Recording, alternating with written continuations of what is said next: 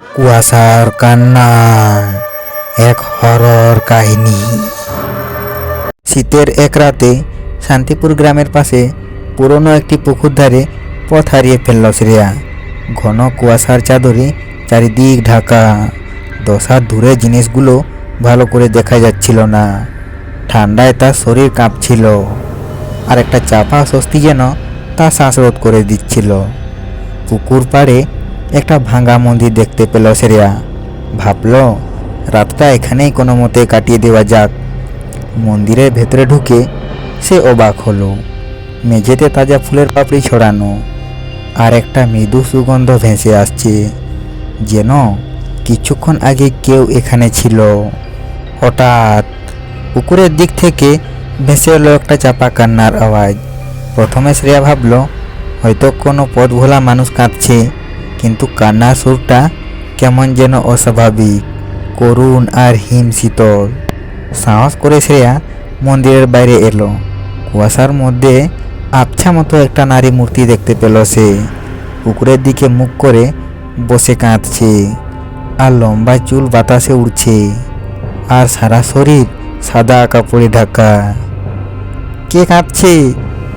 ভয়ে ভয়ে জিজ্ঞেস করলো শ্রেয়া। নারী মূর্তিটি ধীরে ধীরে তার দিকে ঘুরল।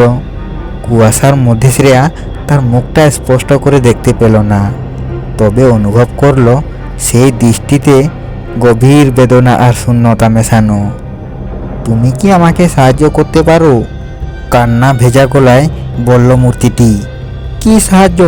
শ্রেয়া জানতে চাইল। আমার সন্তানকে খুঁজে দাও, তাকে কারা যেন কেড়ে নিয়ে গেছে। কথাটা শেষ না হতেই মূর্তিটি যেন কুয়াশার মধ্যে মিলিয়ে গেল। শ্রেয়া হতভম্ব হয়ে দাঁড়িয়ে রইল। চারিদিকে শুধু কুয়াশা আর নিস্তব্ধতা। পরের দিন সকালে গ্রামের লোকেদের কাছে শ্রেয়া রাতের ঘটনা বলল। তারা প্রথমে বিশ্বাস করতে চায়নি, কিন্তু যখন শ্রেয়া সেই ভাঙা মন্দিরের কথা বলল, তখন তাদের মুখ ফ্যাকাশে হয়ে গেল। গ্রামের প্রবীণরা জানালেন, বহু বছর আগে ওই পুকুরে এক তরুণীর সন্তান ডুবে মারা গিয়েছিল। শোকে পাগল হয়ে সেই তরুণীও নাকি পুকুরে ঝাঁপ দিয়ে আত্মহত্যা করেছিল। তাদের বিশ্বাস, সেই অভাগী মায়ের আত্মাই কুয়াশার রাতে কেঁদে ফেরে, তার হারানো সন্তানকে খুঁজে বেড়ায়। এরপর থেকে শীতকালে শান্তিপুরের মানুষ আর একা সেই পুকুরের ধারে যায় না। তারা বলে, কুয়াশার রাতে আজও নাকি সেই কান্নার আওয়াজ শোনা যায়, এক অভাগী মায়ের বুক ফাটা আর্তনাদ, যা কুয়াশার হিমের হাওয়ায় মিলে চারিদিক ছড়িয়ে পড়ে।